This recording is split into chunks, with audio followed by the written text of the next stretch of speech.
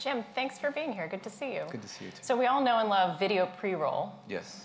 But tell me, what are some of the limitations of video pre-roll? Why is that not good enough? Well, video pre-roll, I think, it's the earliest form of video advertising we had online, right? And I think it was always traditionally very easy for brands to buy into it simply because it's a similar, not exactly the same, but a similar experience to what we see on TV, right? You're getting a 15 or 30-second commercial associated with specific content. Now, that's fantastic, but the limitations of something like pre-roll are simply that, when a brand is buying TV spots, right, they're in a specific pod, they're associated with a specific show and content that they're very confident about, but that content doesn't exist nearly as much in the digital realm.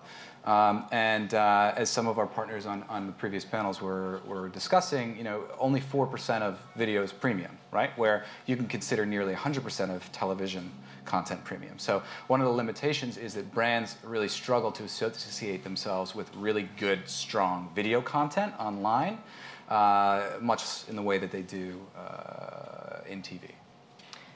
Great. So what are some of the goals or some of the metrics that your clients use and apply to outstream video campaigns?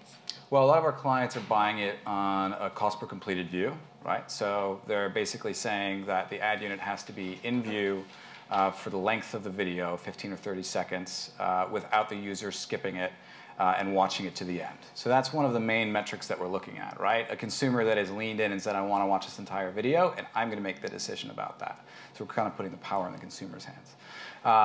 The other things that we're looking at are viewability is huge, right? So we partner with companies like Moat and IAS to make sure that we have the most viewable video units in the marketplace, and the way that we build them, they're viewable by design. So viewability is a huge metric that people are looking at. And then also engagement. Right? So ultimately, if you're a brand, you want to put the video in front of a consumer that cares about your brand or change their mind about caring about the brand. So how are they reacting to the video?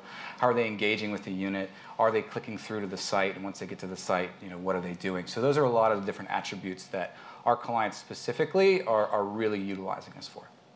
And the publishers are able to charge a premium then for those kinds of ad units, and the clients actually see a lot of value out of that. Is that right? Yeah, I mean, from our publisher partners typically adore the concept of our in-read ad unit and outstream ad units, simply because we were discussing the limitations of pre-roll before. In terms of top-tier environments, people are always oversold. Publishers, like a Slate, publishers like an Economist, like a Forbes, these guys traditionally sell out their pre-roll inventory. So our ad units allow them to monetize almost all of their pages and make a significant amount more revenue from video opportunities. That's great. Can you give me any examples of innovation or best practices that you've seen in mobile video ad units? Absolutely. So mobile's fascinating because mobile pre-roll outside of a few very specific platforms doesn't really exist in the way that we're used to. Mobile pre-roll has traditionally been sold and it's been interstitials, right? So I'm going to be between pages and a video comes up, and a lot of companies have sold that as quote unquote mobile pre-roll. Some of the innovations that we're seeing in mobile now are having more of a pure video play. So pure video players embedded within content. Pure video players adding value to the consumer's mobile web experience, not just in app. In that now, with the advances of specific platforms, Teads included, we're able to put a video in front of a consumer on mobile that's relevant to them in a specific area with latitude and longitude to make sure that we're not only driving performance, but we're also trying to enrich the consumer's mobile video experience. That's great.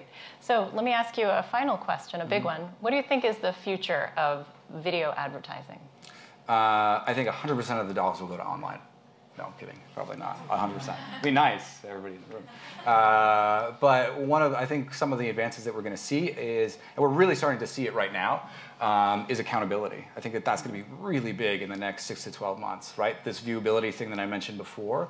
If we take a look at a holding company like a Group M, they are being very stringent on viewability, and they should be, right? Because we want to make sure that our clients are paying for things that people are actually seeing and engaging with. I think that that's going to be a very, very big topic in the near future.